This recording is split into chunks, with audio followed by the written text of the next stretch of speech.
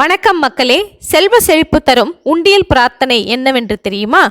புண்ணியம் தரும் புரட்டாசி சனிக்கிழமைகளில் நெற்றியில் திருமணிட்டு கொண்டு மனதில் திருமாலை வேண்டியபடி அரிசி, பருப்பு முதலானவற்றை யாசகமாக பெற்று அவற்றை சமைத்து உணவாக்கி திருமாலுக்கு நைவேத்தியம் செய்து வழிபட அந்த இல்லத்தில் சுபிட்சம் குடியேறும், மகாலட்சுமி வாசம் செய்வாள், திருமாலின் பரிபூரண அருளை பெறலாம்.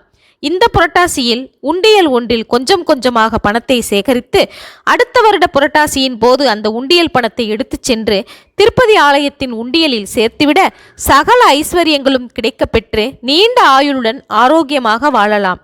புரட்டாசியின் திருவோண நட்சத்திர நாளில் தொண்டைமான் சக்கரவர்த்திக்கு காட்சி தந்தருளினாராம் திருமால்.